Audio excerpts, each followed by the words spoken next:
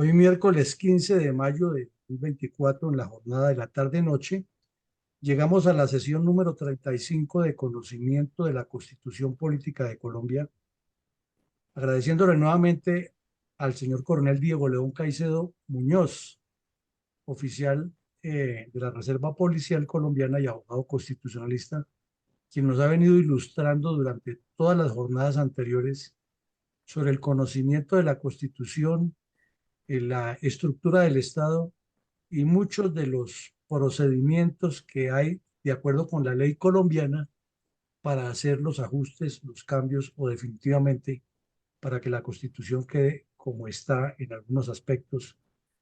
Y toda esta temática debido a que el señor Petro viene con un embeleco de campaña presidencial que él quiere hacer una asamblea constituyente para eternizarse en el poder.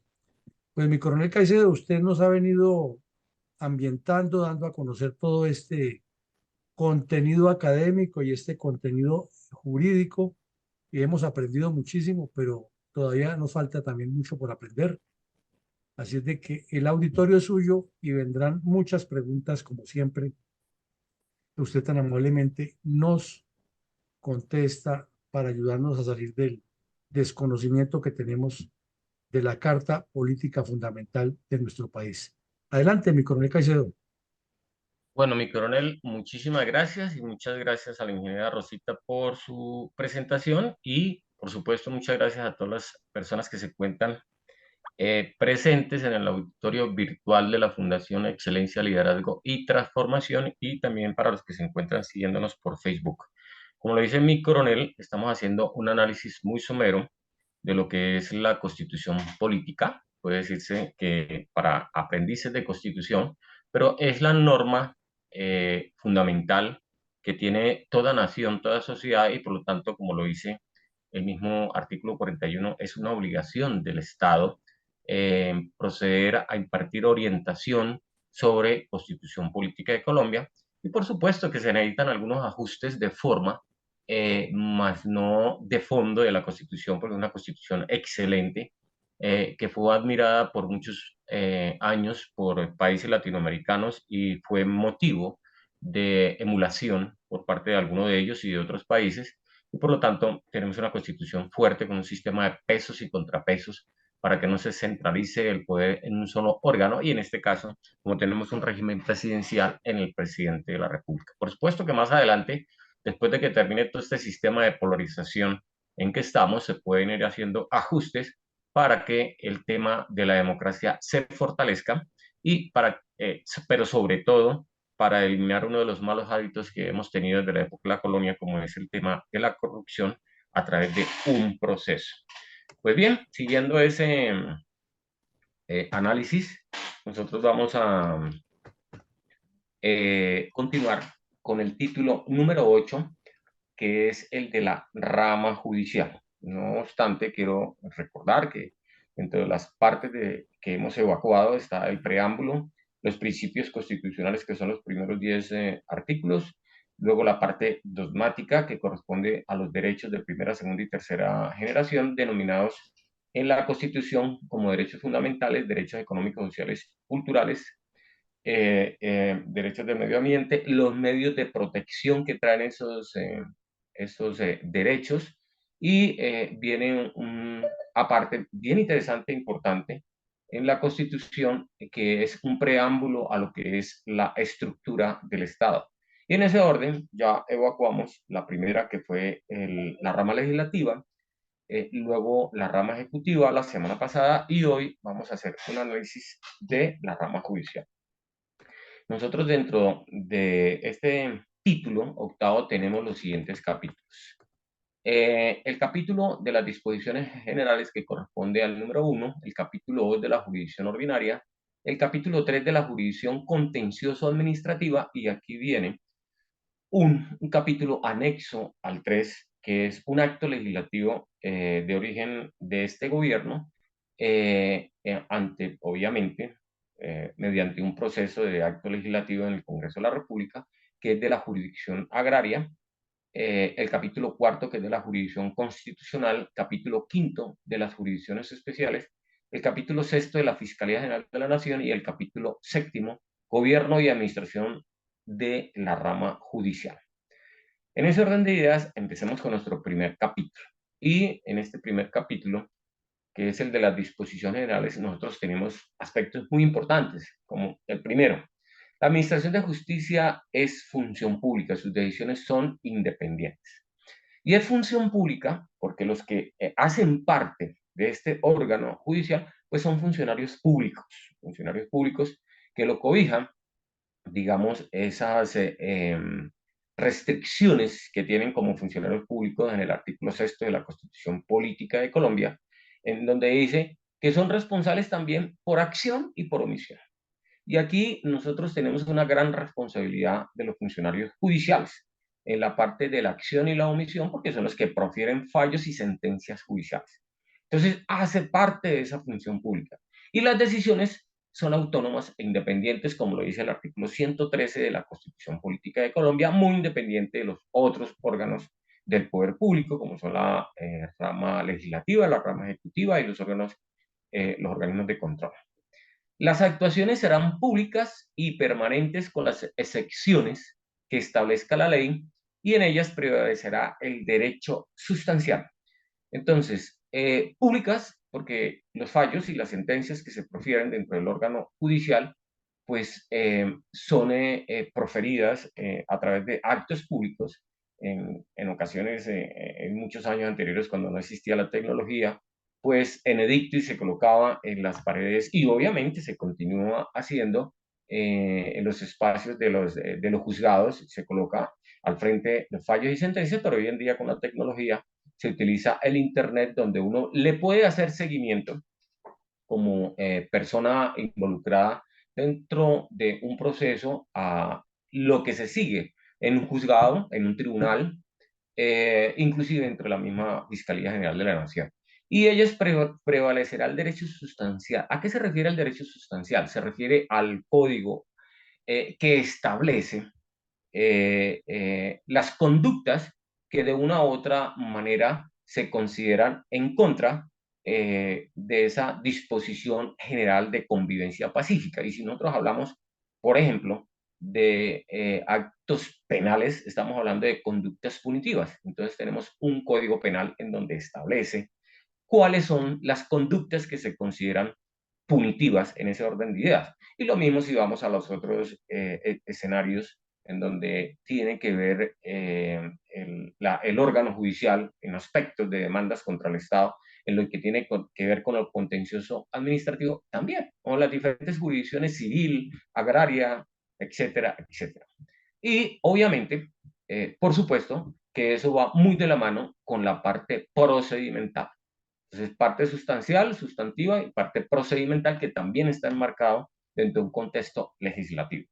Los términos procesales se observarán con diligencia y su incumplimiento será sancionado, como lo manifesté anteriormente, de la mano de la parte sustantiva, de la parte sustancial, va el procedimiento que está enmarcado en un modelo legislativo a través de una ley. Y en este caso, por ejemplo, si hablamos del Código Penal, pues el Código de Procedimiento Penal, en el caso de contencioso administrativo, el mismo Código Contencioso y de Procedimiento Administrativo. Su funcionamiento será desconcentrado y autónomo. Desconcentrado más no descentralizado. Desconcentrado significa que en las grandes o los altos tribunales están ubicados en la ciudad de Bogotá como capital, pero cada uno de los municipios, cada uno de los departamentos cuenta con juzgados y en los departamentos con tribunales. Y son autónomos e independientes cada juez en sus decisiones. Se garantiza el derecho de toda persona para acceder a la administración de justicia. Entonces, digamos que es un parámetro general, es un derecho como tal. Es el derecho que tiene cada individuo, cada persona de esta sociedad colombiana a acceder a la administración de justicia y que la administración de justicia lo reciba para recibir sus querellas, sus demandas, sus denuncias como tal. Los magistrados de la Corte Suprema de Justicia y del Consejo de Estado serán elegidos por la respectiva corporación previa audiencia pública de lista de 10 elegibles enviada por el Consejo Superior de la Judicatura tras una convocatoria pública reglada de conformidad con la ley. En el año 2015, a través de un acto legislativo, se quiso cambiar este sistema, pero la misma Corte Constitucional, al hacer revisión, declaró inexequible el sistema que se estaba proponiendo en su debido momento y quedó establecida como lo estaba antes del 2015 y como siguió en la actualidad, gracias a una decisión de la Corte Constitucional. En ese orden de ideas, esto se llama un sistema de semicooptación, en donde los mismos magistrados los escogen, pero de ternas, o perdón, de listas de 10 elegibles que envía el Consejo Superior de la Judicatura, pero a través de una convocatoria pública, es decir, que se pueden presentar las personas que consideren tengan los requisitos y la experticia y la experiencia necesarias conforme a la ley para ser magistrados. Y en las mismas corporaciones, los mismos altos tribunales, se encargan de la selección, que es lo que se llama un sistema no completo de cooptación, sino semicooptación, porque obviamente la segunda parte de lo que nosotros leemos ahí es que envían una lista de elegibles. Para ser magistrado de la Corte Constitucional y del Consejo de Estado, se requiere ser colombiano de la Corte Suprema, de las tres altas cortes. Se requiere ser colombiano de nacimiento y ciudadano en ejercicio. Ser abogado, no haber sido condenado por sentencia judicial a pena privativa de la libertad, excepto por delitos políticos o culposos, haber desempeñado durante 15 años cargos en la rama judicial o en el Ministerio de Justicia.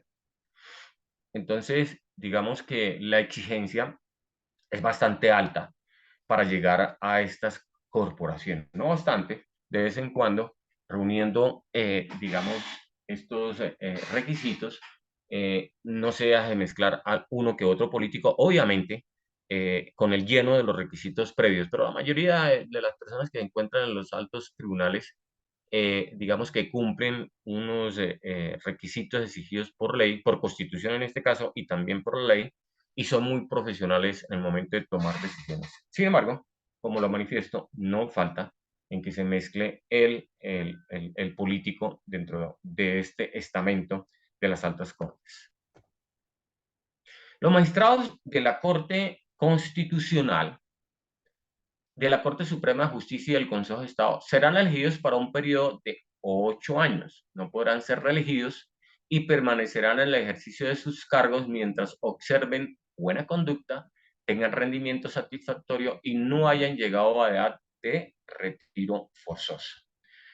A diferencia, digamos, de los que son de elección popular, que son periodos de 4 años, en este caso, los altos tribunales, su periodo es de 8 años.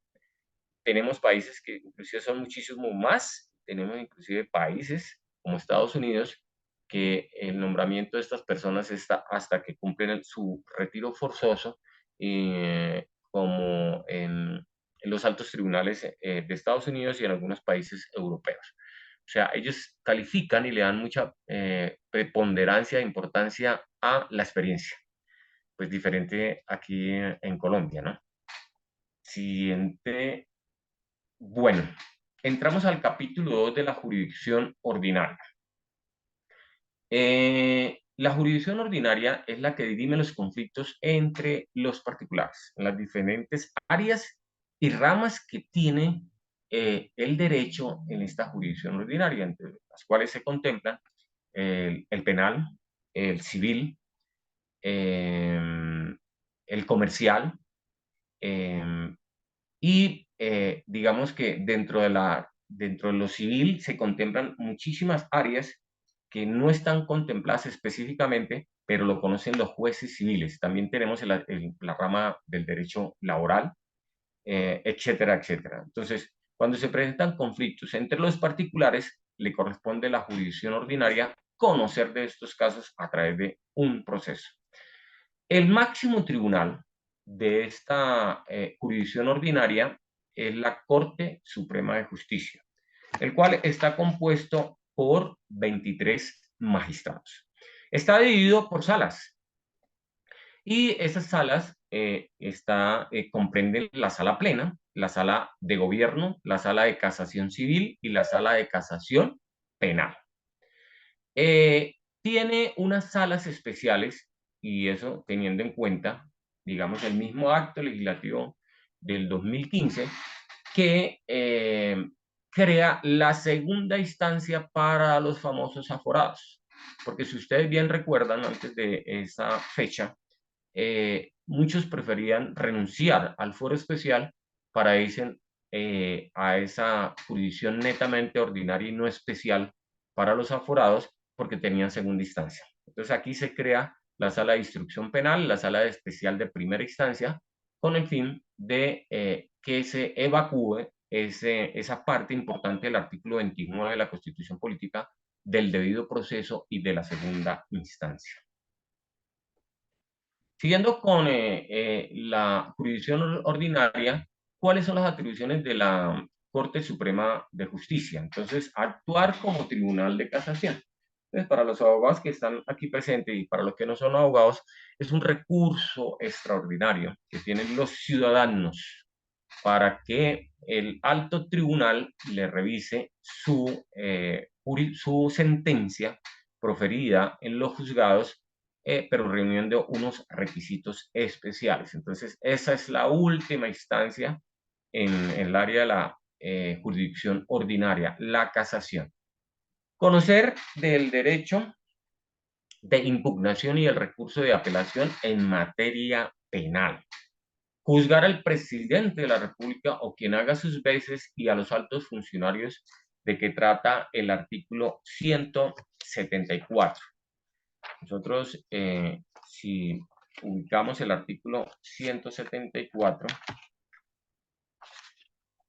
vamos a encontrar 174. Entonces, corresponde al Senado conocer las acusaciones y quienes son, a sus veces, son magistrados de la Corte Suprema de Justicia, Consejo de Estado, de la Corte Constitucional, los miembros del Consejo Superior de la Judicatura, el Fiscal General de la Nación, Presidente de la República.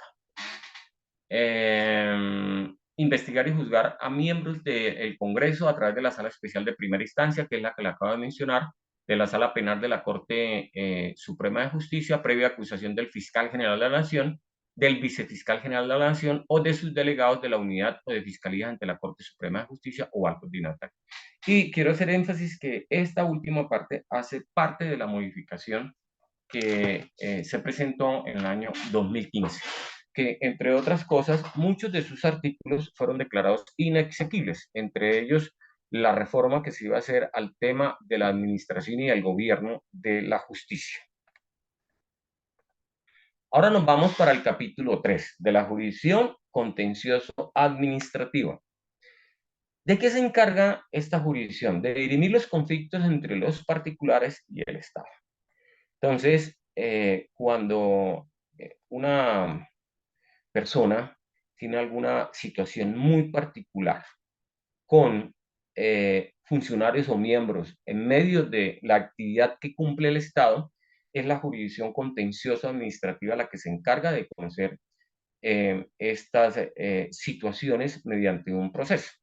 Entonces, existen unas acciones que se llaman las acciones de simple nulidad cuando son contra actos administrativos, y debemos recordar que los actos administrativos son unipersonales generalmente, los proferidos por el presidente de la República, gobernadores, alcaldes, pero también son pluripersonales cuando son de las asambleas departamentales y los consejos municipales.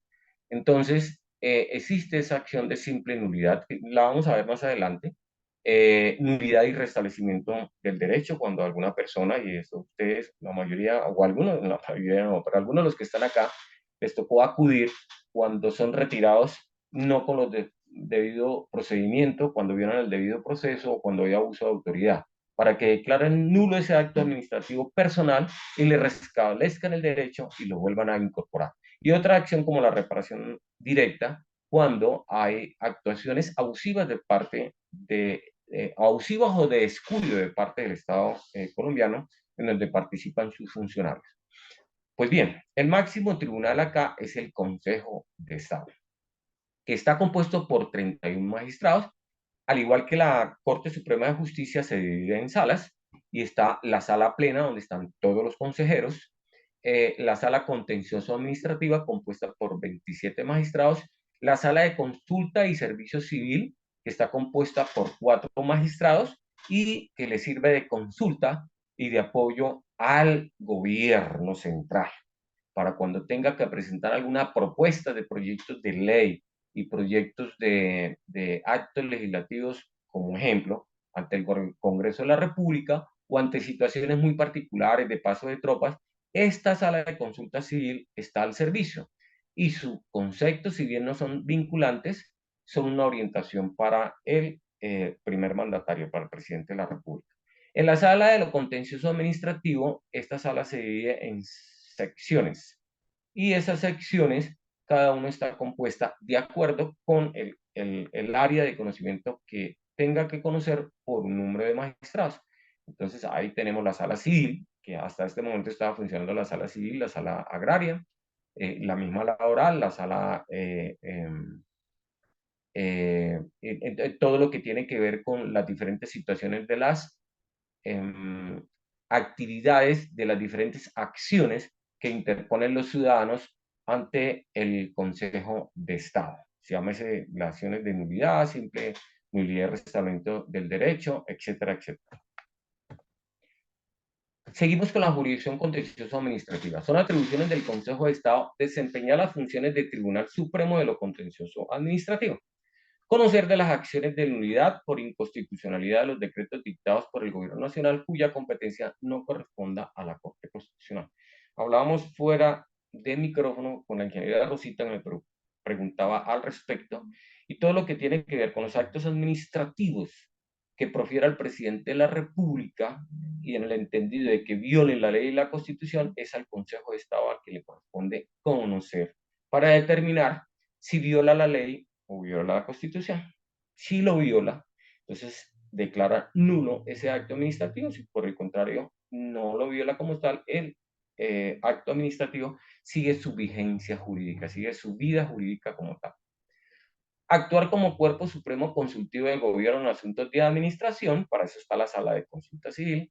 Preparar y presentar proyectos de actos de reformatorios de la Constitución y proyectos de ley. Conocer de los casos sobre pérdida de la investidura de los congresistas, y esto digamos que es una de las actividades más importantes que tiene el Consejo de Estado. No se han visto muchas, pero sí hay pérdidas de investiduras de congresistas, de representantes y de senadores inmersos en diferentes problemas, y por lo cual digamos, su sanción es la pérdida de investidura como tal.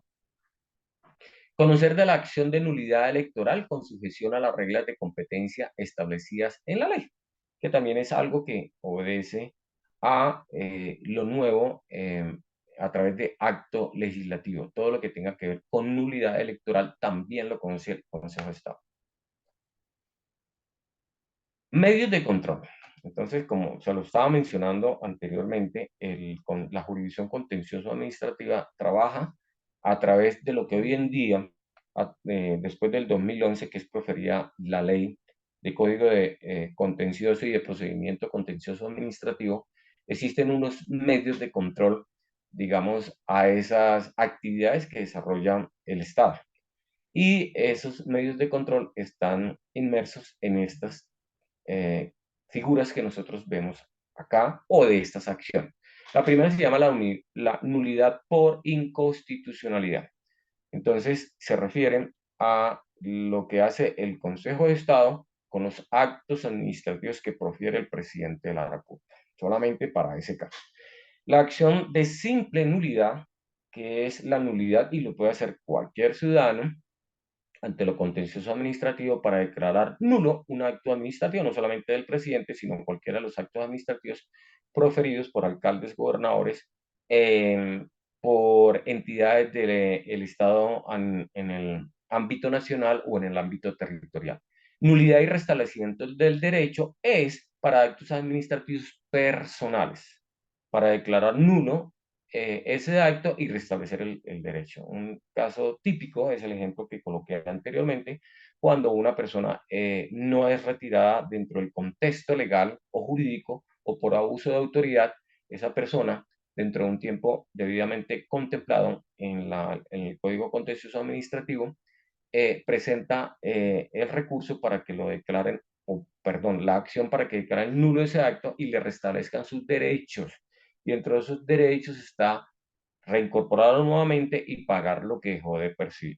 Reparación directa es cuando hay alguna situación muy en particular de abuso o descuido del Estado contra una persona. Y esos son los casos típicos que nosotros vemos de abuso de autoridad de parte de la fuerza pública o fuerzas militares o Policía Nacional, en donde el Estado tiene que entrar a reparar con sumas altas de dinero, entrar a pedir perdón, entrar a pedir disculpas, hacer monumentos, colocar condecoraciones, etcétera, o simple y llanamente descuidos como los huecos en la vía que causan accidentes y personas heridas y hasta personas que fallecen por negligencia del Estado. Nulidad electoral, y esto es para el campo electoral en el proceso de las elecciones. Y las controversias contractuales de las cuales tiene el Estado con los particulares. Y esto es, digamos, lo último en el tema de reforma a la Constitución a través de acto legislativo que se profirió el año pasado eh, con una intención de proyecto presentado por el Gobierno Nacional para darle vía libre a la jurisdicción agraria. Si ustedes recuerdan, el año pasado hubo polémicas al respecto, la misma Corte Suprema de Justicia, los altos tribunales se pronunciaron que era generar mayor burocracia, porque dentro del seno de la Corte Suprema de Justicia estaba una sala que era lo civil y lo agrario y que conocía de estos temas. Sin embargo, se creó la jurisdicción agraria y digamos que para impulsar el acto legislativo que se generó en el año 2016 con motivo de la desmovilización de las FARC para darle cumplimiento al artículo número 1 de ese proceso de paz que tiene que ver con todo el tema rural. Y entonces se crea la jurisdicción agraria y rural, la ley determinará su competencia y funcionamiento, hasta ahora no lo ha desarrollado a través de la ley, así como el procedimiento especial agrario y rural. Con base en los principios y criterios del derecho agrario señalados en la ley y con la garantía del acceso efectivo a la justicia y la protección a los campesinos y a los grupos étnicos, comunidades negras o afrocolombianas, palenqueras, raizales, pueblos y comunidades indígenas, comunidad rom y las víctimas del conflicto armado. Hasta el momento no se ha desarrollado este acto legislativo a través de la ley. Se espera que se genere la ley, pero con la cantidad de proyectos que tenemos en estos momentos en el Congreso, pues no se avisora hacia el futuro muy cercano esta ley que la desarrolla. Venimos a la jurisdicción constitucional. Y aquí tenemos que tener en cuenta que la Corte Constitucional es la guardiana de la Constitución política y fue creada como alto tribunal precisamente en esta Constitución del 91. No olvidemos que cuando hablábamos de materia constitucional nos circunscribíamos a lo que se llamaba la Sala Constitucional que estaba dentro de la Corte Constitucional. Ya con el constituyente secundario en la Asamblea Nacional Constituyente, se creó como un alto tribunal precisamente para proteger la Constitución. Dentro de las, digamos, funcionarios del Estado que tienen una mayor representación en materia de poder para los colombianos son los magistrados de la Corte Constitucional porque son los encargados de proteger esa constitución como norma de normas. Entonces, si ustedes recuerdan la cantidad, digamos, de actos legislativos y eso que hablando de actos legislativos, revisa la Corte Constitucional solo los aspectos de forma, pero también revisa, y por eso se han caído varios actos legislativos como el del 2015, que esa reforma no cambie la estructura de la constitución política. En la medida que ese acto legislativo cambie la estructura, de la Constitución Política lo van a declarar inconstitucional. Por eso es tan importante, y yo hago énfasis en la función que cumple la Corte Constitucional. Está compuesta por 9 magistrados, elegidos por el Senado de la República para periodos individuales de 8 años también, de sendas ternas que le presenta el presidente de la República, la Corte Suprema de Justicia y el Consejo de Estado. Lo cual significa que son 3 por la Corte Suprema de Justicia, 3 por el presidente de la República y 3 por el Consejo de Estado. Un número impar para la toma de decisiones y como para que haya digamos, un mayor equilibrio en que no se llegue a politizar. Cuando hubo la segunda reelección del presidente Uribe, se llegó a tener una problemática en este sentido, en el sentido de que se ampliaba ese periodo constitucional y entonces se estaba concentrando el poder. Por eso es que la segunda reelección del presidente no fue posible en ese momento, precisamente porque se estaba acabando con la estructura democrática de la constitución política. Ok, perfecto. No podrán ser elegidos magistrados de la Corte Constitucional que durante el año anterior a la elección se hayan desempeñado como ministros de despacho o magistrados de la Corte Suprema de Justicia o del Consejo de Estado, y eso fue un acto legislativo para acabar con las denominadas puertas giratorias, que era que salían de un alto tribunal y se pasaban a otro tribunal y siempre caían a lo último al Consejo Superior de la Judicatura. Eh, Siguiendo con la jurisdicción constitucional, ¿qué le corresponde? ¿Cuáles son sus funciones? Entonces, decidir sobre las demandas de inconstitucionalidad que promuevan los ciudadanos contra los actos reformatorios de la Constitución. Decidir con anterioridad al pronunciamiento popular sobre la constitucionalidad de la convocatoria a un referendo o a una asamblea constituyente para reformar la Constitución solo por vicios de procedimiento en su forma. Pero como lo dije anteriormente, siempre y cuando no laceren la estructura de la Constitución Política de Colombia. Y en eso sí toca ser muy claro, en el entendido de que un acto legislativo atente contra la estructura o la formación de la Constitución Política, pues lo van a declarar inexequible. Decidir sobre la constitucionalidad de los referendos sobre leyes y las consultas populares y plebiscitos del orden nacional. Decidir sobre las demandas de inconstitucionalidad que presenten los ciudadanos contra las leyes y decretos con fuerza de ley. Decidir definitivamente sobre la constitucionalidad de los proyectos de ley que hayan sido objetados por el gobierno como inconstitucionales de los proyectos de ley estatutarios. Eso lo explicaba yo en lo correspondiente a la parte cuando vimos la rama legislativa y también cuando vimos la rama ejecutiva, que el presidente puede objetar las leyes que prefiere el Congreso de la República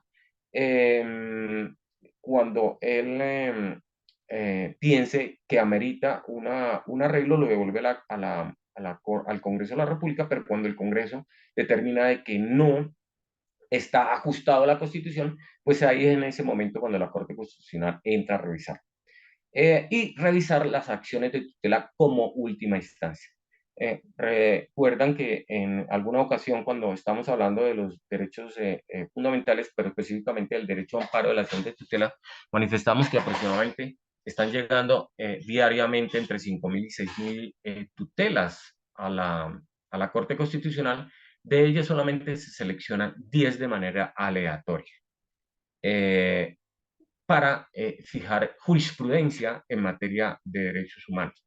Entonces, mire que la Corte Constitucional tiene esa función importante de velar y cuidar la Constitución, y en materia de leyes ordinarias, en el momento en que sean sancionados, cualquier ciudadano puede presentar la acción ante la Corte Constitucional, la acción de inconstitucionalidad, la Corte la conoce y se va a pronunciar al respecto, o en algunas circunstancias especiales lo conoce de manera automática para el caso de leyes estatutarias, para el caso de actos legislativos. Bueno, y hablando aquí de jurisprudencia, esto digamos que no está dentro del articulado de la Constitución Política, pero digamos que quise traerlo a colación aquí a esta presentación porque me parece supremamente importante. y es el tema de la jurisprudencia de la Corte Constitucional, por tener una preponderancia y por tener una vinculación directa, ser vinculante, es decir, ser de carácter obligatorio, no solo en la parte resolutiva, sino en la parte emotiva. Y entonces cuando hablamos de jurisprudencia, tenemos que empezar por lo básico, que es el sinónimo de ciencia del derecho. Por eso en algunas universidades estas facultades se llaman las facultades de jurisprudencia. También conjunto de sentencias o fallos dictados por los jueces u órganos judiciales, que es, digamos, el término general como se conoce la jurisprudencia, pero también esas sentencias que son dictadas de un mismo punto y orientadas en un mismo sentido. Es decir, la jurisprudencia, cuando hablamos de esas facultades que tienen los altos tribunales para tomar como modelo sus sentencias, para que los jueces en algún momento, independiente de la ley, puedan acudir a la jurisprudencia como ese patrón general que resulta de un proceso acumulativo de experiencias jurídicas. Y entonces a eso es lo que denominamos la jurisprudencia, que no tiene un carácter vinculante en ciertas ocasiones, como en el caso de la doctrina, que simple y llanamente son apoyos para los jueces en el momento de tomar sus decisiones. Y ya hablando, y ya no vamos a lo particular, hablamos de jurisprudencia y hablamos de sentencia, es un dictamen judicial que pone fin a un litigio jurídico, así de sencillo. Esa sentencia que dicta ese juez, ese magistrado. Y ya ubicándonos dentro del contexto constitucional, la sentencia proferida por la Corte Constitucional es el análisis que hace este cuerpo colegiado a una norma para determinar si vulnera o por el contrario desarrolla la Constitución. De igual manera, para tutelar los derechos fundamentales de las personas, teniendo en cuenta que tiene dos dimensiones. Una, la parte de inconstitucionalidad o constitucionalidad, y la segunda, la parte de la protección de los derechos humanos. Entonces, esas sentencias proferidas por la Corte Constitucional hacen tránsito a cosa juzgada, como lo hace cualquier tipo de sentencias proferidas por un juez o por un magistrado de un alto tribunal. Hacen tránsito a cosa juzgada y ahí finaliza. Y ahí finaliza y no es posible volver otra vez a iniciar un proceso sobre la misma acción de nulidad o de tutela como tal. Ahí se cierra, por eso se llama cosa juzgada. Ahí termina el proceso, se cierra y es cosa juzgada.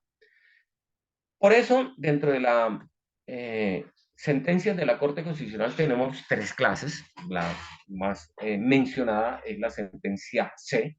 Cuando ustedes miren, esa letra C significa sentencia de constitucionalidad. La profiere la sala plena de los 9 magistrados y son las demandas de inconstitucionalidad de leyes o decretos extraordinarios con fuerza de ley. Entonces, para determinar si esa ley o ese decreto con fuerza de ley vulnera o no vulnera la Constitución. Si la vulnera, la declaran inconstitucional o el otro término utilizado, inexequible. Es decir, que pierde vida jurídica esa norma y hasta ahí llega. Entonces, eso es lo que se denomina legislar de manera negativa, es decir, quitarle la vigencia, y esa le corresponde a la Corte Constitucional determinar si la vulnera o no la vulnera. Si no la vulnera, por el contrario, sigue su vigencia y su vida jurídica como tal, común y corriente, sin ningún problema, porque por el contrario, esa ley está desarrollando la Constitución política. Tenemos la sentencia T, que es la sentencia de tutela. Entonces, cuando ustedes observen y miren la palabra T, siempre se va a referir a tutela. Esas sentencias son proferidas por 3 magistrados. Eso se llama las salas de tutela, que están compuestas por 3 magistrados. Y esas salas de tutela mensualmente son organizadas dentro de la misma corte por diferentes magistrados y son las que profieren y conocen las acciones de tutela, que también tienen un carácter, digamos, vinculante para las personas que están inmersas y comprometidas, pero también tienen un referente para el resto de jueces. Y por último tenemos la sentencia SU. Cuando mire la sentencia SU, se llaman las sentencias unificadoras, que también las profiere la sala plena de 9 magistrados, y son decisiones muy importantes de interés nacional, y cuando ya ha habido varias situaciones muy similares y muy parecidas, entonces profieren estas sentencias. Ustedes recuerdan de sentencias unificadoras, muy famosas las sentencias del tema de salud. Cuando se presentaron muchas tutelas al respecto, la Corte Constitucional se pronunció en este caso de que no era necesario presentar una acción de tutela para que le pudieran dar medicamentos o practicarle una cirugía a una persona, que era la obligación de las EPS llevar a la IPS y proferirle y entregarle medicamentos y entregarle o hacerle los procedimientos respectivos, y de eso hubo una sentencia unificadora. También es importante manifestar que aquí, en muchos de estos casos, se presentan situaciones muy particulares que se llaman cosas constitucionales o situaciones que son muy particulares del interés nacional, que les prefiere la Corte Constitucional para que el gobierno o alguno de los otros órganos del Estado entre a trabajar. Entonces, en casos muy particulares está, por ejemplo, la situación penitenciaria en Colombia, que es un estado de cosas constitucionales o cosas inconstitucionales también, que el gobierno no le ha dado resultado. Otro de las tantas situaciones muy particulares como estas están la que sufre el departamento de La Guajira en el caso de la problemática de los niños, en el caso de la problemática del agua y en el caso de la pobreza. Partes de una sentencia de la Corte Constitucional.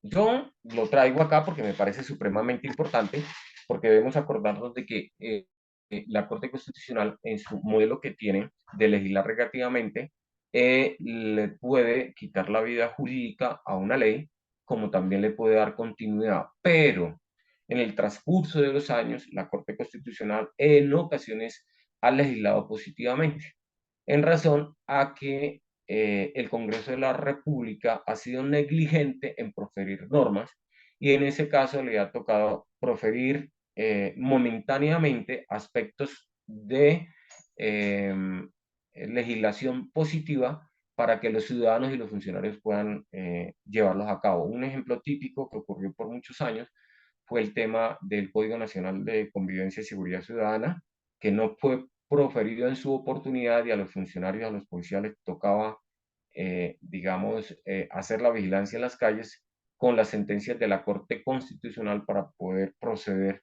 de acuerdo con los parámetros que establece la Corte Constitucional.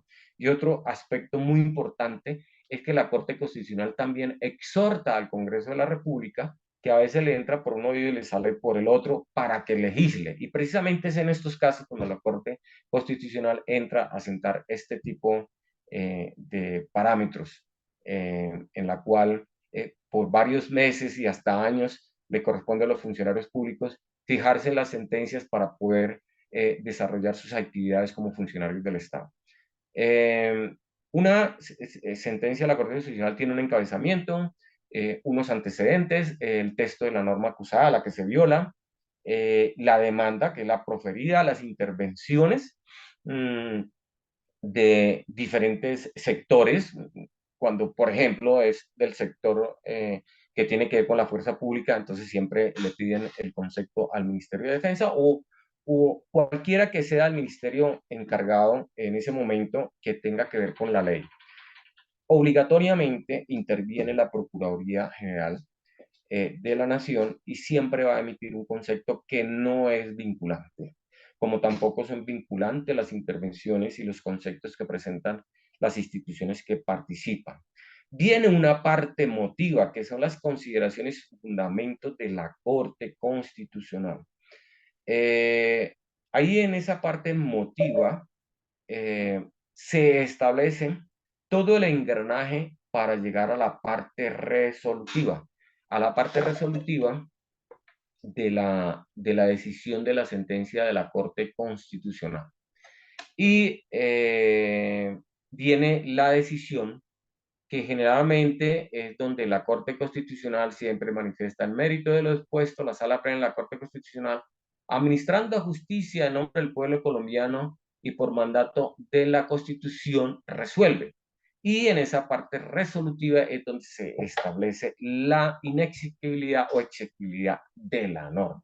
Y si establece si puede continuar con su vida jurídica o por el contrario termina su vida jurídica a partir de ese momento. Hay que acordarse que en algunas circunstancias la Corte Constitucional, previendo alguna situación que pueda alterar el sistema económico o la continuidad de un proceso administrativo, profiere sentencias que tienen una situación de cumplimiento hacia el futuro. Y un ejemplo típico lo acabamos de ver la semana pasada con la decisión que se tomó con el Ministerio de la Igualdad, que se transfiere a 2 años para que no haya, digamos, se genere una problemática en materia administrativa, logística o financiera como tal. En muchas ocasiones la Corte Constitucional lo ha hecho para no generar daños específicos en el tema del manejo administrativo que tiene la presidencia o la rama ejecutiva como tal. O refiriéndose también a organismos de control o a la rama judicial, etcétera, dependiendo de la norma que esté conociendo. Hay que tener en cuenta que la parte vinculante y obligatoria es la resolutiva, pero en algunas ocasiones la parte emotiva tiene una parte que se llama la ratio decidendi, que es el componente más importante para considerar la parte resolutiva, y esa parte es vinculante para los jueces en el momento de tomar decisiones. Bueno, evacuada esa partecita, nos vamos para las jurisdicciones especiales, y esas jurisdicciones especiales nosotros las tenemos contempladas en lo que se llama la jurisdicción especial indígena. Entonces, las autoridades de los pueblos indígenas podrán ejercer funciones jurisdiccionales dentro de su ámbito territorial de conformidad con sus propias normas y procedimientos siempre que no sean contrarios a la Constitución y leyes de la República. Situación bien complicada que no se ha podido superar en los 30 y pico años que lleva la Constitución Política de Colombia, porque ellos tienen unas sanciones muy particulares que van en contra de esos derechos humanos. La ley establecerá las formas de coordinación de esta jurisdicción especial con el sistema judicial nacional. Y hablando de lo último que le acabo de mencionar, la Corte Constitucional se ha pronunciado al respecto en diferentes sentencias. La ley podrá crear jueces de paz encargados de resolver en equidad conflictos individuales y comunitarios. También podrá ordenar que se elijan por votación popular. Esto nunca ha arrancado en Colombia, y más en una nación, en una sociedad inmersa en un conflicto interno. Máxime cuando esos jueces de paz son ad honorem, y no tienen una contundencia, y es para manejar pequeñas causas como tal. Entonces no ha podido despegar de forma completa. Únicamente las condenas proferidas en sentencias judiciales en forma definitiva tienen la calidad de antecedentes penales y contravencionales en todos los órdenes legales. Para cuando se vaya a buscar en forma de antecedente las sentencias judiciales de carácter penal y contravencionales hoy en día, con el nuevo código de convivencia ciudadana o código de policía, aparecen hoy en día los antecedentes contravencionales, que en este código y en esta normatividad sí trae unas sanciones para quienes aparezcan con esos antecedentes contravencionales. Nos vamos para el capítulo 6 de la Fiscalía General de la Nación. La Fiscalía General de la Nación estará integrada por el fiscal general, los fiscales delegados y los demás funcionarios que determine la ley.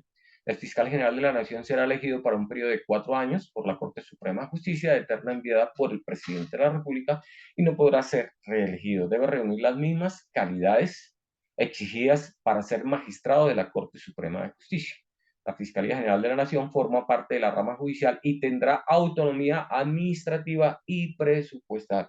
Y vaya qué autonomía presupuestal tiene, bastante bollante, porque la situación es muy particular. Entonces, la Fiscalía, dentro de las funciones, tiene, por ejemplo, solicitar al juez que ejerza las funciones de control de garantía, las medidas necesarias que aseguren la comparecencia de los imputados al proceso penal, la conservación de la prueba y la protección de la continuidad, en especial de las víctimas. No podemos olvidar que nuestro sistema es un sistema acusatorio y es al Estado a quien le corresponde acusar dentro de los procesos judiciales a las personas. Y para esa eventualidad tiene un carácter investigativo, tiene unas atribuciones de policía judicial contundentes a través de la misma fiscalía, a través de sus unidades del Cuerpo Técnico de Investigaciones Judiciales, pero también a través de la Policía Judicial que maneja la Policía Nacional, que para estos efectos, la Policía Judicial de la Policía Nacional depende del fiscal que maneje el respectivo caso, el respectivo proceso. Adelantar registros, allanamientos, incautaciones, interceptaciones de comunicaciones, asegurar los elementos materiales probatorios, garantizando la cadena de custodia mientras se ejerce su contradicción, presentar escritos de acusación ante el juez de conocimiento con el fin de dar inicio a un juicio público oral. Y en este orden de ideas, en este siglo se hace, digamos, un cambio estructural al sistema semiacusatorio que se generó en el 91 con la Constitución, pero ya después ya cambia y se convierte en un sistema acusatorio oral puro, porque antes el fiscal, antes del 2000, tenía unas atribuciones bastante contundentes en materia de que podían disponer, ordenar capturas, que ya eso pasa a manos de los jueces como tal. Entonces se limita a un contexto meramente acusatorio y oral. Solicitar ante el juez de conocimiento la preclusión de investigaciones cuando, según lo dispuesto en la ley, no hubiera mérito para acusar. Solicitar ante el juez de conocimiento las medidas judiciales necesarias para la asistencia a las víctimas, velar por la protección de las víctimas, los jurados, los testigos y demás intervenientes en el proceso penal, dirigir y coordinar las funciones de policía judicial que en forma permanente cumple la Policía Nacional y los demás organismos que señale la ley. Tiene la última parte, que es de gobierno y administración de la rama judicial, y con esto ya terminamos nuestra presentación. Y aquí originalmente todo estaba en cabeza del Consejo Superior de la Judicatura, que tenía a su interior una sala disciplinaria. Eso con la reforma constitucional, el acto legislativo del 2015 cambió, pero la Corte Constitucional, al pronunciarse, declaró inexequible, digamos, como la esencia que quería el legislador, y solamente dejó lo que corresponde a la Comisión Nacional de Disciplina Judicial, que viene a reemplazar lo que era la sala disciplinaria del Consejo Superior de la Judicatura. Entonces, ¿por qué lo declaró inexequible y no miró solamente la forma, sino miró también el contenido? Porque cambiaba la estructura de la Constitución Política de Colombia. Entonces, está dividida en dos, porque anteriormente ese título, ese capítulo se llamaba el Consejo Superior de la Judicatura, o se llama Gobierno y Administración de la Rama Judicial. Entonces, ese gobierno lo ejerce a través de, y lo administra a través del Consejo Superior de la Judicatura, que estará integrado por 6 magistrados elegidos para un periodo de 8 años, 2 por la Corte Suprema de Justicia, 1 por la Corte Constitucional y 3 por el Consejo de Estado. Para ser miembro del Consejo Superior de la Judicatura se requiere ser colombiano por nacimiento, ciudadano en ejercicio y mayor de 35 años, tener título de abogado y haber ejercido la profesión durante 10 años con buen crédito. Y la Sala Nacional de Disciplina Judicial estará conformada por 7 magistrados, 4 de los cuales serán elegidos por el Congreso en pleno de ternas enviadas por el Consejo Superior de la Judicatura, previa convocatoria pública arreglada, y 3 de los cuales serán elegidos por el Congreso en pleno de ternas enviadas por el Presidente de la República, previa convocatoria pública también reglada, y tendrán periodos personales de 8 años y deberán cumplir con los mismos requisitos exigidos para ser magistrado de la Corte Suprema de Justicia. Entonces, ¿qué le corresponde a cada uno? Al Consejo Superior de la Judicatura administrar la carrera judicial, elaborar la lista de candidatos para la designación de funcionarios judiciales y enviarlas a la entidad que debe hacerla, llevar el control de rendimiento de las corporaciones y despachos judiciales, elaborar el proyecto de presupuesto de la rama judicial que deberá ser remitido al gobierno y ejecutarlo de conformidad con la aprobación que haga el Congreso. Entonces, digamos que uno de los avances de la de la Constitución del 91 fue darle esa autonomía administrativa y presupuestal a la misma rama judicial y que lo manejaran desde el interior de la rama judicial y no como antes. ¿Qué le corresponde a la Comisión Nacional de Disciplina Judicial? Será la encargada de examinar la conducta y sancionar las faltas de los abogados en ejercicio de su profesión. Ahí es donde está, quienes disciplinan a los abogados en el territorio nacional. En la instancia que señale la ley, salvo que esta función se atribuya por ley a un colegio de abogados. La Comisión Nacional de Disciplina Judicial y las comisiones seccionales de disciplina judicial no serán competentes para conocer de acciones de tutela.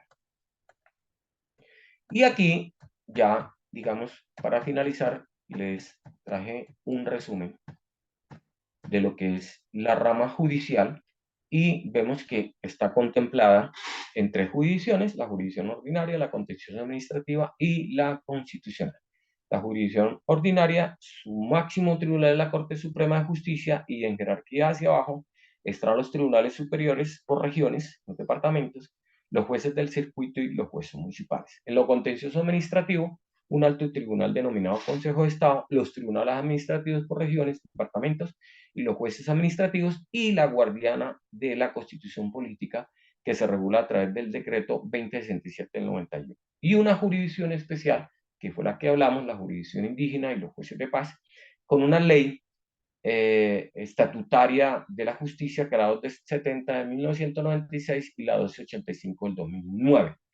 Pero también hace parte de la rama judicial la Fiscalía General en el ámbito penal para el tema de acusar a las personas ante los jueces. Y un Consejo Superior de la Judicatura que hace las veces de administrador de la rama judicial, pero también de disciplinar a los abogados como tal. Digamos que en un resumen general, estos son los actos legislativos que tiene este título. Y por último, estas son las leyes. Entre otras cosas, solamente saqué algunas porque son muchísimas, que desarrollan el título octavo de la rama judicial. Bueno, mi coronel, con eso le damos, me pasé 5 minuticos, con eso le damos continuidad ya a la siguiente parte. Bueno, ahí está mi coronel Alarcón, entonces le pedimos el favor que nos ayude. Sí, señor. Gracias, mi coronel Caicedo. Como siempre, monumental su presentación. Ya tenemos una mano levantada, la de la ingeniera Rosita. Por favor, contamos con los 2 minuticos. Extra saludo. Y le vamos a dar la palabra a la ingeniera Rosita y luego se alista María Alexandra. Adelante, por favor, ingeniero Rosita. Mi coronel Caicedo, tengo entendido que el acuerdo de La Habana, con todos con sus 300 y yo no sé cuántas páginas, fue introducido en un artículo transitorio de la Constitución y por un periodo de 12 años. Y en este momento, vista esta estructura tan fabulosa que tiene la rama judicial, me pregunto yo, ¿quién revisó ese mamotreto para que entrara a la Constitución? Si es que son tan precisos para evitar que haya cosas inconstitucionales. Y cuando termine ese periodo de 12 años, va a acabar la existencia de ese acuerdo de La Habana. ¿Y en qué queda lo que hayan aprobado con ese respecto, como la tal justicia agraria y muchas otras cosas ahí que no vamos a enumerar en este momento? Esa es mi Bueno, pregunta. Rosita, entonces, al respecto, eso fue un acto legislativo, el acto legislativo del 2016, que le da espacio a lo que son, lo que usted acaba de mencionar, los acuerdos de La Habana, con el fin de desmovilizar, como lo hemos manifestado en varias ocasiones, a este grupo de las FARC.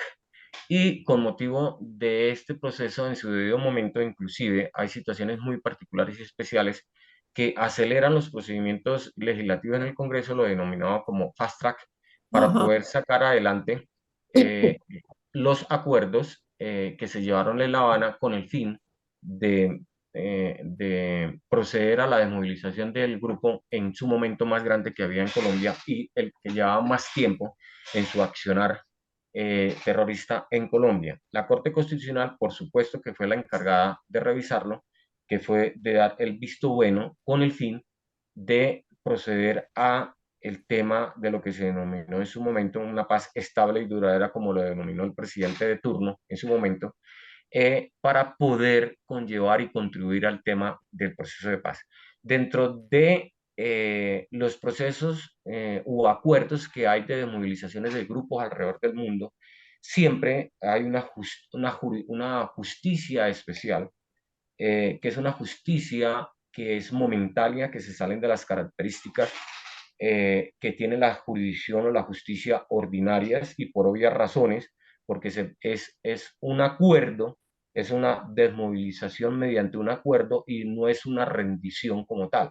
Por eso es que se crea en este contexto la jurisdicción de justicia especial para la paz, la denominada JEP, dentro de ella se establecen unos parámetros de sanciones, así sea simple y llanamente sanciones por mencionarlas, pero están dentro de un proceso y de un contexto que, eh, que está establecido, digamos, a nivel mundial dentro de los diferentes conflictos como tal, y así lo hizo ver la Corte Constitucional en su debido momento, y dentro de uno de los primeros, digamos, proyectos que no ha despegado, está el artículo número 1 de la actividad rural de los PDT, de las jurisdicciones PDT que aglomeran los municipios donde estaban el conflicto con esa guerrilla en su debido momento y realmente no ha despegado como tal. No podemos decir que todo es malo porque no se ha llevado a cabo.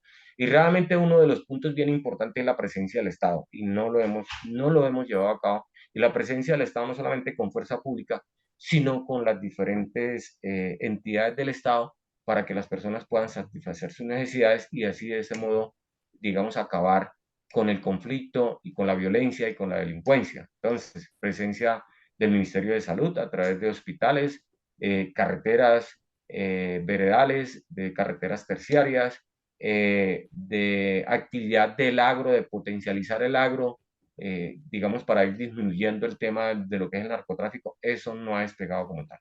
Entonces, digamos que eso hace parte de un proceso de una jurisdicción que es especial y que es transitoria como tal, y que obedece precisamente a tratados de este tipo que se hacen en países donde hay conflictos de esta naturaleza. ¿Y cuando se le acaba el periodo? ¿Cuál periodo? El periodo que le establecieron de 12 años de vigencia dentro de un artículo transitorio de la Ese Constitución. periodo, ese se estableció precisamente a la Jurisdicción Especial para la Paz para que se puedan investigar los procesos que tramitándolos por la jurisdicción ordinaria no tendrían cuándo acabar. Entonces se le dio un periodo de 12 años que posiblemente si no se acaba, pues me imagino, supongo yo que le darían 1 año, 2 años, 3 más para finiquitar y en ese contexto de interregno de tiempo, pues tienen que hacerlo, que es muy diferente a los 2 periodos que le dieron a las personas que están en el Congreso de la República, ¿no? Gracias, mi coronel. Gracias, Rosita. María Alexandra, adelante con sus 2 minutos. Gracias, buenas tardes. Buenas tardes. Tengo 3 preguntas. La primera pregunta es, los indígenas enviaron una carta, los indígenas del Cauca antier, solicitando al gobierno protección, es decir, justicia, sobre el ejército particular del presidente actual, que en vez de estarles ayudando, les estaba generando prejuicios.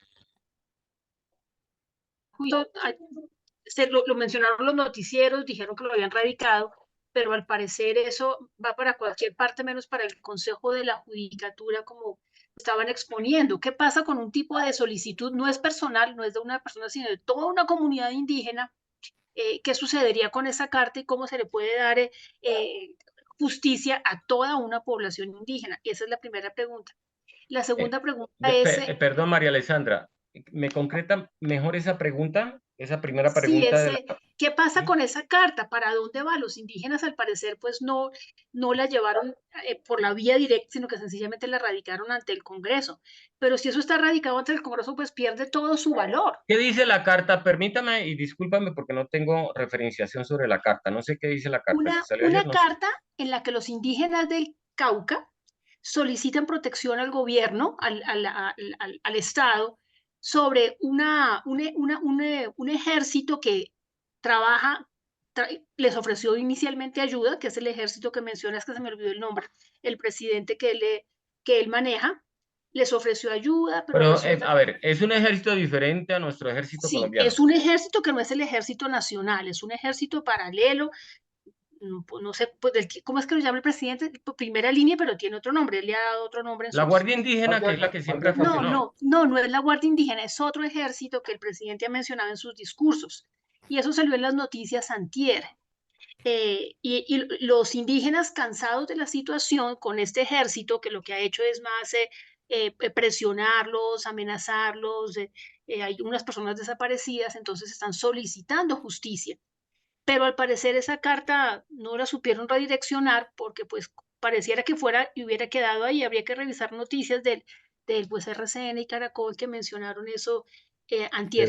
¿Será el tal Bate Mancayón? No, es una carta solicitada por los indígenas del Cauca. No, Hay no, el batallón ese que llaman ahora que Bate Mancayón. no es el nombre, el presidente ha hablado un ejército que no se puede tocar, que es un ejército pues, que con el que amenazó al país. No me acuerdo el No, nombre bueno, que... mira, María Alessandra, en relación con ese tema, y discúlpeme que le interrumpa un momentico para continuar con las otras dos preguntas, es decir, yo no tengo en concreto cuál es la carta y realmente no sé a cuál ejército se refiere porque nosotros acabamos de analizar un parámetro constitucional en donde establece una jurisdicción especial indígena y esa jurisdicción especial indígena está para las autoridades de ellos y cualquier otro ejército o lo que quiera generar no es por orden del presidente, sino que debe estar establecido debidamente en una ley siguiendo los parámetros constitucionales. De lo contrario, eso no tiene ningún asidero. El único ejército legal en Colombia es el Ejército Nacional de Colombia, Ese es el que está encaje, dentro de la Constitución de las Fuerzas Militares. es el encaje con la segunda pregunta. ¿Qué pasa si un presidente de la República tiene como fuerte otro ejército que no es el nacional? Sea extranjero, compuesto entre nacionales y extranjeros. ¿Qué pasaría en ese caso? O sea, ¿es viable? ¿Es legal? Pues no sé, que parece ser nuestra situación, que hay un ejército por encima del nacional y el ejército no lo puede, pues Bueno, tiene la orden de listo. no meterse con ese ejército. Perfecto. ¿Y la tercera? Y la tercera pregunta es, ¿qué sucedería en caso de que se llegara a establecer aquí la constituyente y al presidente se le ocurriera lo mismo que al presidente de Nicaragua, desnacionalizar personas, ¿no? Quitándole sus derechos humanos? Bueno, listo. Mira, nosotros fuera de micrófonos hablábamos con la ingeniera Rosita precisamente ese tema. El presidente puede hablar lo que él quiere y puede pararse en la cabeza y puede manifestar y puede crear en su mente los ejércitos que quiera, pero él solamente, como lo dice la Constitución, está obligado a cumplir la Constitución y las leyes. El único ejército que puede y tiene autonomía constitucional es el ejército establecido en la Constitución Política de Colombia, perteneciente a las Fuerzas Militares de Colombia. Es el único ejército que existe. Para el tema de la jurisdicción indígena, la jurisdicción especial, hay unos parámetros legales establecidos por el legislador, como lo vimos en la presentación, que establece unas autoridades con unas sanciones provenientes de las mismas autoridades indígenas. No puede haber ejércitos creados por el presidente de la República porque eso no es legal. Y no puede traer ejército ni de otras partes porque estaría violando la Constitución y la ley como tal. Entonces, y las famosas guardias campesinas que estábamos hablando, eso no tiene ningún asidero legal como tal. Eso es algo que se ha generado de manera consuetudinaria y que lo han organizado y lo han denominado de esa manera, pero eso no tiene ningún asidero legal y no hay ninguna norma que lo referencie en el Congreso de la República y nadie se está dando la pela. Lo trataron de dar el año pasado a principio y a finales cuando llegó el presidente de la República, que lo trató de impulsar el Partido Comunes y se le vino el mundo encima. Entonces, eso no existe y él no lo puede crear como tal. La única presencia que tiene en el territorio nacional es nuestro ejército colombiano. El constituyente como tal tiene que seguir los parámetros que están establecidos en la constitución política de Colombia, y esos parámetros lo vimos acá hace un par de semanas, unas semanas, hace unos 2 meses lo vimos. ¿Cuáles son los parámetros para reformar la constitución política de Colombia? Lo establece la constitución y lo establece la ley, que se hace a través de actos legislativos o Asamblea Nacional Constituyentes, pero tienen un proceso y requisito sine qua non siempre tiene que pasar por el Congreso y por la Asamblea Nacional Constituyente. No es en la medida que lo diga él, ellos, que con llamados a una cabildo abierto, porque eso no tiene ninguna connotación jurídica en la Constitución política, tiene otra connotación que nosotros ya lo vimos, que es lo de los consejos municipales, y no puede nacionalizar personas sino siguiendo los parámetros que están en la Constitución y la ley. Entonces, él puede hablar y puede decir lo que quiera, pero ahora, si hace actos administrativos, profiere actos administrativos, no hace, profiere actos administrativos que van en contra de la ley y la Constitución, pues el Consejo de Estado los va a declarar nulos, así de sencillo. Mi coronel, Gracias. a la luz del capítulo tratado en el día de hoy, ¿cómo se puede interpretar y analizar el hecho amenazante de este tipo para efectos de ir a supuestamente a demandar o a pasarnos parte en la ONU por el incumplimiento del pacto con las FARC? Mi coronel, ese es el contrasentido más grande que yo he podido conocer de todas las sandeces que hace este presidente de la República. Porque lo primero que él está haciendo es que es un inepto, porque el 85% de las obligaciones que están establecidas dentro de los parámetros legales le corresponden al Ejecutivo de la rama a nivel nacional, de la rama ejecutiva a nivel nacional, y él es el que encabeza, él es el presidente de la República. Entonces, ir a presentarlo ante las Naciones Unidas es un hecho absurdo, porque la primera obligación que tiene es la del presidente y él no ha cumplido con sus funciones. Segundo, la Organización de las Naciones Unidas, ellos siempre actúan como los sistemas internacionales, el sistema interamericano, es subsidiario en la medida en que el Estado no funcione. Y en el Estado yo no sé si él se está apartando y él está actuando como un opositor y no se ha dado cuenta que él es el presidente de la República de Colombia, en donde tiene unas obligaciones establecidas en la Constitución y en la ley. Y una de ellas es esa, administrar el recurso, los recursos financieros y logísticos para poder sacar adelante las necesidades y satisfacer las necesidades de ese pueblo colombiano. Y una de ellas es satisfacer las necesidades de un acuerdo que se hizo con La Habana. Y en las manos de él está el cumplimiento. Entonces, es un mecanismo subsidiario y le corresponde al Estado. Y resulta que el Estado ha venido trabajando de manera apropiada. ¿Y qué ha venido trabajando de manera apropiada? Pues ha venido trabajando en materia de legislación porque las normas están ahí. La jurisdicción especial ha venido trabajando. De hecho, hubo un reconocimiento por parte del fiscal de la Corte Penal Internacional de cómo viene funcionando la Jurisdicción Especial para la Paz, pero no solamente de ese funcionario, sino también de la Organización de las Naciones Unidas, que ha venido funcionando hasta este momento. Y hace 2 semanas o 3 semanas, el mismo canciller allá en la ONU dijo que estaba funcionando como un relojito. Entonces son contrasentidos que no tienen ninguna asidero, porque no pueden hacer absolutamente nada siempre y cuando el Estado no esté actuando. Si no está actuando, entonces vienen mecanismos de orientación, de exhortación para que se cumpla como tal. Entonces, no son sino palabras. Muchas gracias, mi coronel. Tiene la palabra mi mayor Mendoza. Adelante, por favor. Sus 2 minuticos. Muchas gracias, coronel Alarcón. Yo tengo las siguientes inquietudes. Primero, ¿qué pasa con la comisión de investigación de la situación de la omisión en la investigación de oficio en la cantidad de delitos como los sucedidos en la primera línea del 2021, donde prácticamente se evidenció totalmente todo lo que hizo Petro, pero no pasó nada. ¿Por qué unos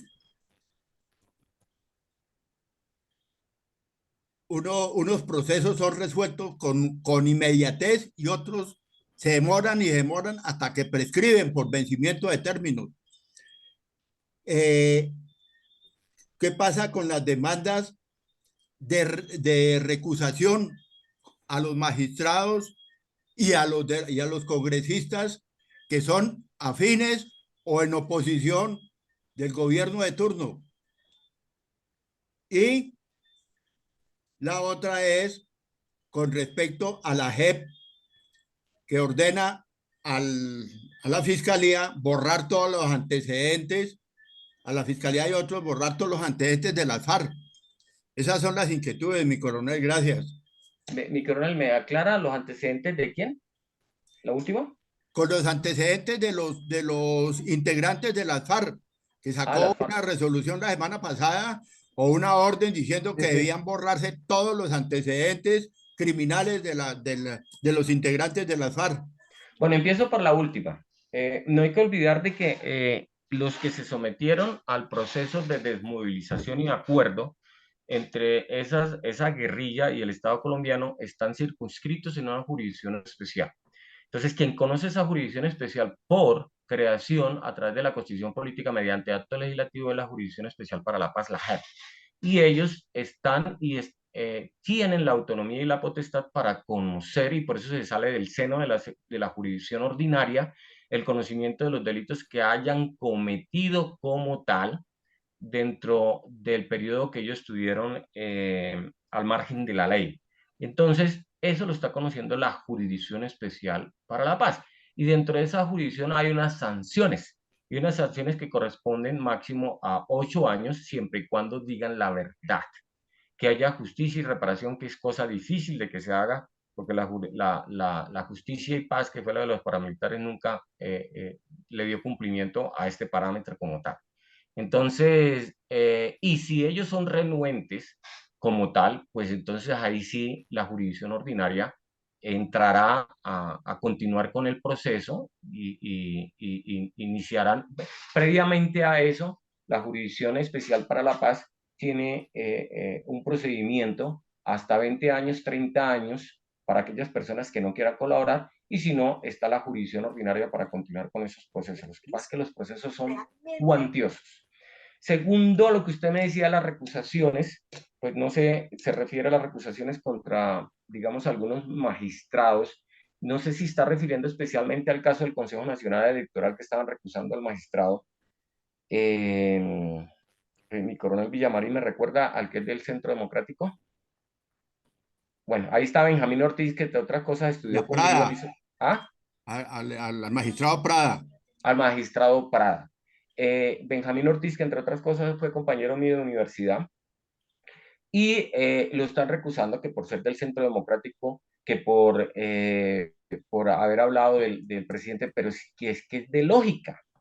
Y eso es una de las cosas que yo he manifestado, que hay que cambiar la Constitución. Lo primero que hay que cambiar es el Consejo Nacional Electoral, que sea compuesto por magistrados y no por políticos. Es que así lo establece la Constitución y lo establece la ley, que pertenecen a los partidos. Y de esos partidos, pues hay de oposición y hay partidos afines al gobierno. ¿Cómo pretende que entonces que le dejen los investigadores solo magistrados afines al gobierno?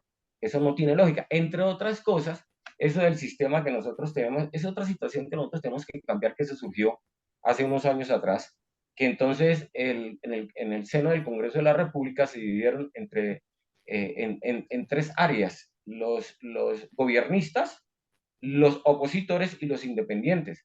Cuando en una situación es que eso es un sistema, esto que acabo de mencionar, es los sistemas parlamentarios, y no en un sistema presidencial como nosotros. En un sistema presidencial, los congresistas deben ser independientes. Independientes. Porque, ¿qué pasa? Los opositores siempre van a ser oposición, así sea una norma que favorezca a la sociedad. Y los de gobiernos van a defender una norma así vaya en contra de los intereses de la sociedad. Entonces, lo primero que tenemos que hacer es acabar con esa situación en una posible reforma hacia el futuro que se salga del tema del contexto de la polarización. En cuanto a las recusaciones, en cuanto a al tema de la comisión de acusación, que yo le digo absolución, del Congreso de la República, es la misma situación que hay que cambiar. Pero está en la Constitución y está en la ley, pues obviamente están conformados por políticos, y están conformados por políticos que son de oposición y que son gobiernistas. Entonces no podemos esperar que lo hagan solamente gobiernistas, entre otras cosas porque nunca le va a pasar nada al presidente, porque el que lo van a acusar ante el Senado son los mismos políticos. Entonces son del mismo engranaje y del mismo sistema. Yo no sé cuál fue la primera pregunta que me hizo mi coronel, no me acordé. Mi mayor. Respondí las dos últimas. La primera fue con respecto a a las investigaciones que deben adelantar de oficio, como lo sucedido en la primera línea. Ya me acordé. Bueno, mi mayor, con respecto a ese tema, no hay que olvidar que ya hay condenas en proceso contra los que delinquieron en las famosas protestas que se vieron inmersas en violaciones de derechos humanos, en violaciones del patrimonio público y privado, y ya hay condenas en medio, que entre otras cosas lo primero que hizo el presidente cuando llegó fue decirle al fiscal que los dejara libres. Y por el contrario, los órganos son autónomos e independientes, y se sostuvieron que eso no obedecía a ninguna orden presidencial, ni a ninguna orden como esa facultad que tiene el presidente de Estados Unidos, que sí la tiene, de proceder en algunas circunstancias a eliminar la condena contra ciertas personas. Eso no se tiene en Colombia, los órganos son autónomos e independientes. Ahora, escucho que el ministro salió a decir la semana pasada que la fiscal iba a proferir una directiva en donde los que están condenados salieran de las cárceles, porque eso es un contrasentido, eso es un absurdo.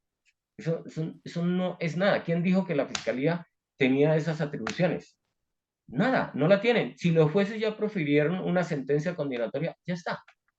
Nada más, nadie puede proceder a sacar a una persona que ha sido sentenciada como tal.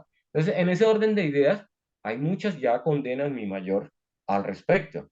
Y otros procesos que, digamos que no tengo conocimiento, que de todas maneras están en curso, porque en algunas situaciones particulares, como lo he manifestado, existe, digamos, negligencia y existe no prontitud en la terminación de los procesos. Pero en términos generales sí hubo celeridad y hasta condenas. Gracias, mi coronel.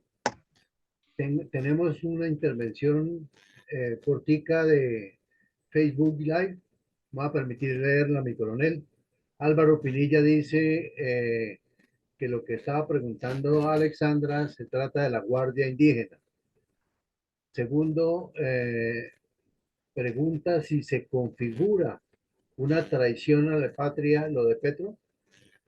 Y tercero, ¿qué opina de la mesa de trabajo del ministro de Justicia y la Fiscalía para sacar a los líderes de la primera línea de la cárcel?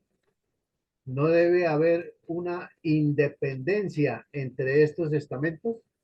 La última pregunta ya la respondí, Micro. Bueno, la acaba de responder. La otra, la segunda pregunta, por favor. La primera y la segunda es de la Guardia Indígena. ¿Qué? ¿Se configura una traición a la patria lo de Petro? Es que la figura de traición a la patria como, digamos, como tal, en ese sentido, digamos que no está estructurada, digamos, penalmente en nuestro derecho sustantivo como tal. Esa es otra, digamos, de las cosas, pero es que eso hay que manejarlo con guante de seda y mano de hierro, decía alguien, porque es que ese tema de traición a la patria le ha servido a Cuba, le ha servido a Nicaragua y le ha servido a Venezuela para meter a la cárcel a muchas personas. Entonces, en ese sentido, digamos que el derecho sustantivo como tal no lo encaja y tenemos que ser muy cuidadosos en ese tema como tal. No obstante, pues vuelvo y repito y quiero ser reiterativo, quien conoce de los casos por delitos cometidos por el presidente de la República, es el Congreso de la República, en la Cámara de Representantes en primera instancia, la Comisión de Acusación, y nunca pasa nada. Uno de los posibles cambios en una posible reforma es que se salga del contexto político y quien investigue y sancione a ese presidente con un foro especial sea un tribunal, alto tribunal de personas expertas, de magistrados expertos en el tema, que sean independientes del tema político. La segunda, ¿cuál era? No, esas son las tres, mi coronel. La primera era una aclaración de la Guardia Indígena, que era lo que estaba preguntando Alexandra, y ya las otras dos quedaron resueltas, mi coronel. Muchas gracias. Bueno, mi coronel. Mi coronel, no sé, si nos queda una mano levantada, no sé si mi coronel estime conveniente. Bueno, que sea la última. Mi coronel, Eduardo Patiño, por favor, aprovecha el tiempo Gracias, porque gracias, estamos coronel. ya Una pasados. pregunta, coronel, es la siguiente.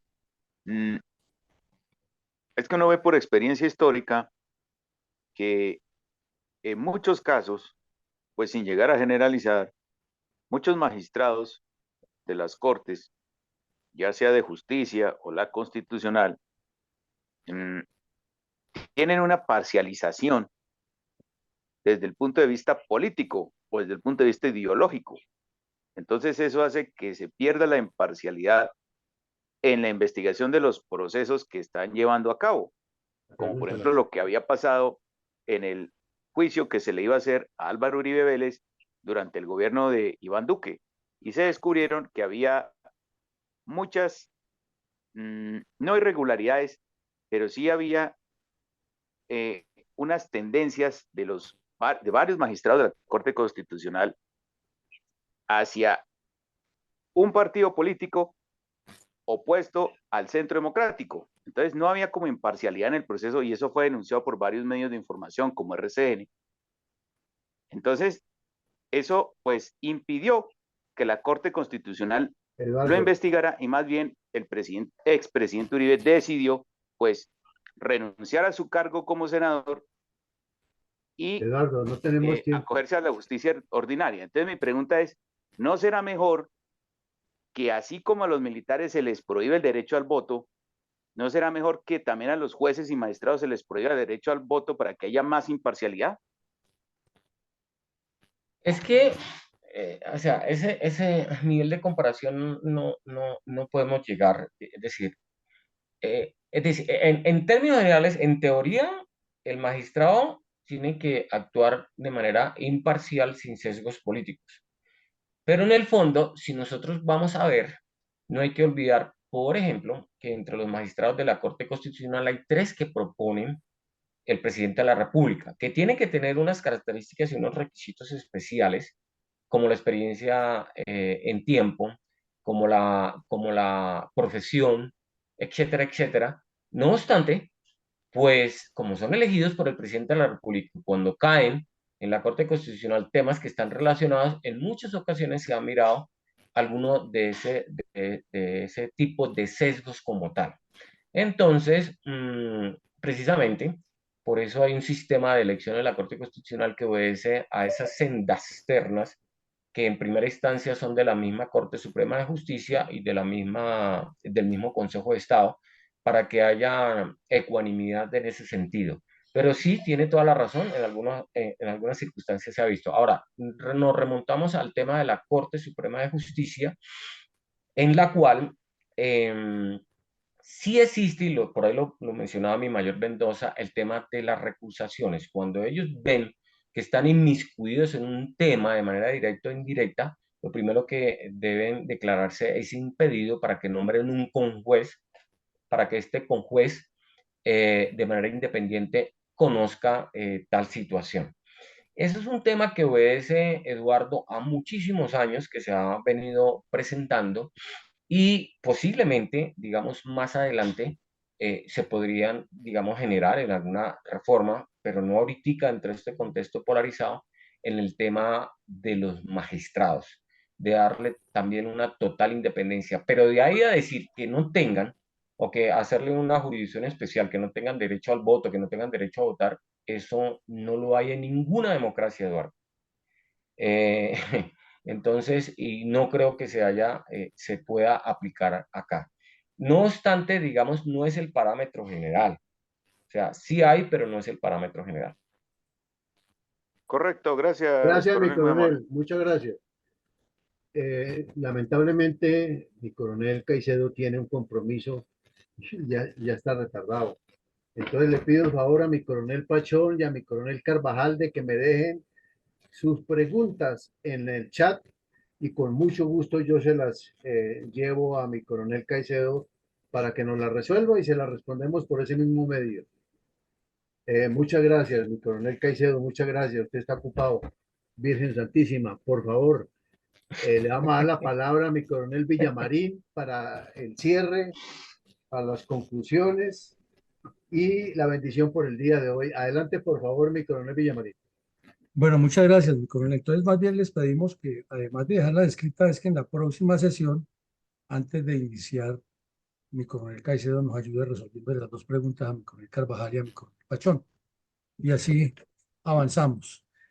En el día de hoy hicimos un ejercicio interesante y muchísimas gracias, mi coronel Caicedo, nuevamente por acompañarnos y traernos su sapiencia y su enseñanza. Y el objetivo de hoy era que conociéramos la fundamentación constitucional, los fundamentos básicos de la Carta Política Superior nuestra, de cómo se organiza y cómo funciona y cuál es la estructura orgánica, la responsabilidad y las funciones que cumplen los diferentes órganos encargados de ejercer justicia o jurisdiccionalidad, como dicen los abogados, respecto a la relación del hombre colombiano con las leyes.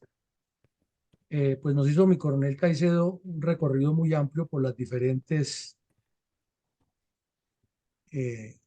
por los diferentes ámbitos que tiene este aspecto. Entendemos, esto es un paso de barniz así por encima, porque cada tema de esos es profundo, cada uno tiene una cantidad de documentos que lo codifican, que lo orientan y que forman todo ese contexto jurídico que garantiza que nuestro sistema judicial esté concebido, decimos, esté concebido como uno de los mejores del continente, pero que infortunadamente por la falta de probidad, de ética y de calidad profesional de jueces y magistrados, más la misma dinámica con que se maneja la política en Colombia, es la que hace que las cosas no funcionen.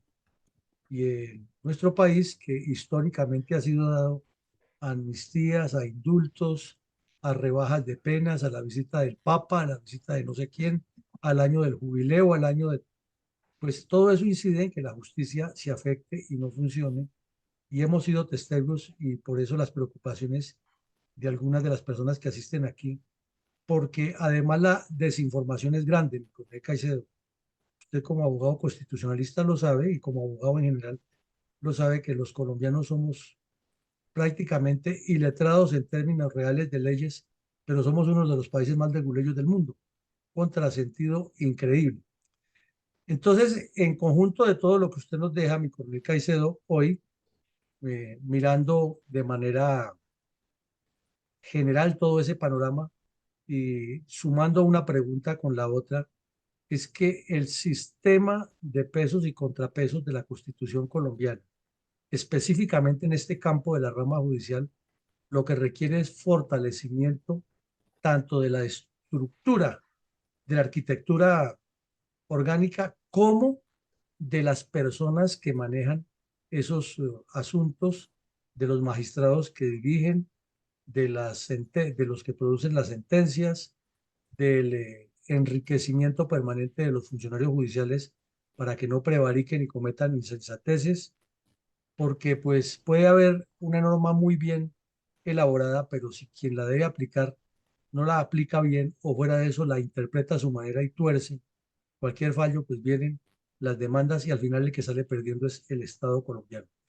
Entonces, en síntesis, mi coronel Caicedo, creo que a todos los colombianos, con todas estas enseñanzas que usted nos da, no nos queda sino un solo camino, que es defender la democracia, las libertades y la institucionalidad.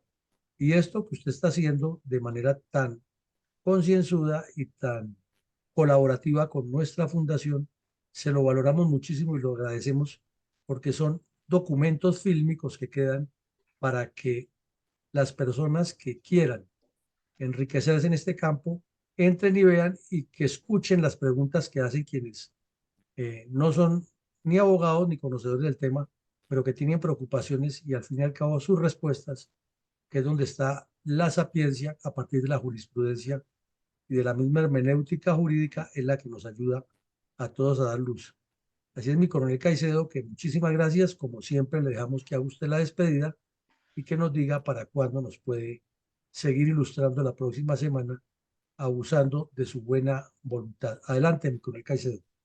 Mi coronel, quiero hacer una sección especial, independiente, que ahorita a las 8 tengo una reunión virtual, pero me queda un espacio pequeño porque me da vergüenza y me da pena con mi coronel Pachón y mi coronel Carvajal. Entonces, mi coronel, adelante con las dos preguntas, mi coronel Carvajal y mi coronel Pachón, con mucho gusto. Hombre, Hombre, muchas gracias. Buenas noches a la sala. Muy caballero, Caicedo, qué pena. Una pregunta cortica. ¿Qué tanto se afectó la justicia cuando las guerrillas del M-19 asesinaron los magistrados en el Palacio de Justicia? Gracias. Uy, ostensiblemente. Ostensiblemente porque el impacto precisamente que quería generar este grupo terrorista, digamos, era ese. Y eso fue como lo que ocurrió en el año 2022, cuando la llegada del presidente echa más de 50 generales. Eso, imagínense, el asesinato y las lesiones y quedaron lacerados cualquier cantidad de magistrados, pero no solamente, digamos, obviamente la vida de una persona vale más que muchísimas cosas, que las cosas materiales, pero lo que se perdió en documentación fue tremendo, fue tremendamente alto con la quema de todos los procesos. Entonces, prácticamente tocó volver a iniciar de cero muchos de los procesos que estaban avanzados, porque en esa época no existía la tecnología como la existe hoy, que existe un backup en la nube y que existe, no, todo estaba condensado en materia física, en material, en documentos de papel. Entonces, eso fue una gran pérdida para la justicia colombiana, mi coronel. Muchas gracias, Caicedo. Mi coronel Pachón.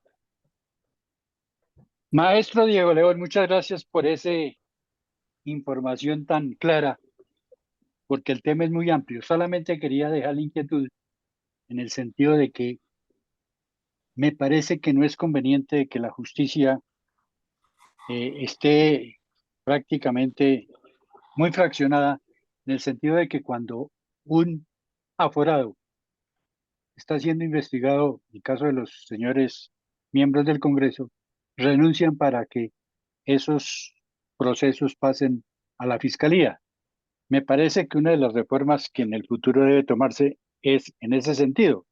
Si se inició estando aforado, pues que continúe con el aforado, porque lo otro es una pérdida de tiempo y de esfuerzos.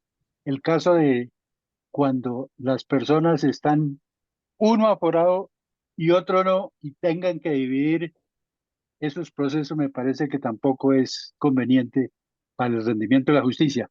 Solamente esas precisiones. Gracias. Pero estoy totalmente de acuerdo, mi coronel, con usted, porque es una situación muy particular que nosotros debemos cambiar. No obstante, se les cayó la base, el sustento de lo que inicialmente pedían los aforados, que era que no había una segunda instancia en la Corte Suprema de Justicia. Pues precisamente vino la modificación del acto legislativo en el 2015 y generó una segunda instancia al interior de la Corte Suprema de Justicia, que era lo que decía que no se cumplían con los requisitos del artículo 29 del debido proceso de el conocimiento de una segunda instancia como tal. Eso se acabó el sustento. Sin embargo,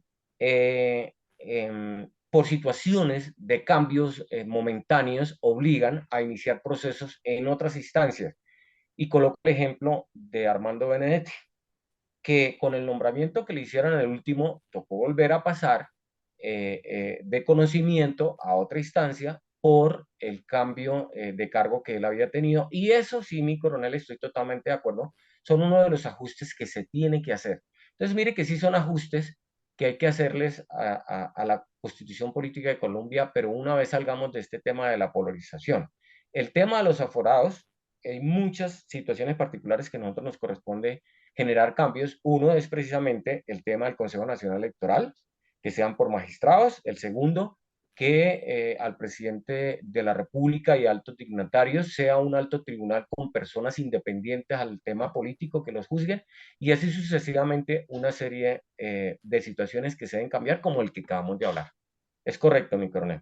Bueno, pues muchísimas gracias a todos. No quería dejar como pues en el aire las preguntas de estos dos grandes superiores y amigos, pero bueno, creo que ya quedaron absueltas las preguntas. Yo creería que también para el próximo miércoles estaría bien, mi coronel, y usted hizo un resumen, una síntesis de lo que es nuestra rama judicial, que es muy contundente, es muy potente, tiene todos los mecanismos sabios y por haber dentro de la Constitución y dentro de las leyes. En muchas ocasiones nos falta es voluntad, voluntad de servidor público, voluntad de trabajar y voluntad de control por parte de la misma rama judicial y de los organismos de control para sancionar a esos funcionarios que en muchas ocasiones usufructúan de su cargo para enriquecerse de manera personal. Jueces, magistrados, fiscales, etc. Pues muchas gracias y buenas noches para todos. Gran detallazo, mi coronel. Muchas gracias. Villamarín, Sí, mi coronel. Alarcón. Señor. Gracias. Gracias. Quisiera